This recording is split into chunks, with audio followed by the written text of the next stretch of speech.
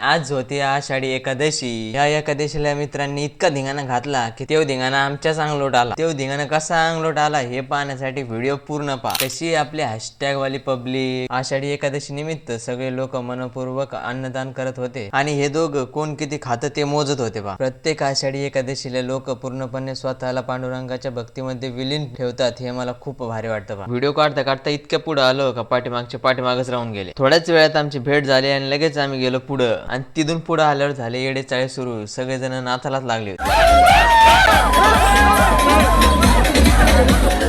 नाचणं झाल्यावर 1-1 रुपये जमा करून आम्ही घेतली पिपाणी आणि त्या पिपाणीचा काहीतरी फायदा व्हावा म्हणून त्याच्यासाठी आम्ही सुरू केली एक सार्वजनिक रेल्वे। आणि ही सार्वजनिक रेल्वे लोकांना इतकी आवडली की लोकांनी आम्हाला थांबू थांबू फोटो काढले आमच्यासोबत। मग त्या रेल्वेमध्ये बसून बाहेरच्या साईडला आलो। सगळ्या पोरांनी घेतल्या स्वतःच्या पैशाच्या पिपाण्या आणि या पिपाणी घेऊन असं काहीतरी धिंगाणा केला जो तुम्हीच पहा आता।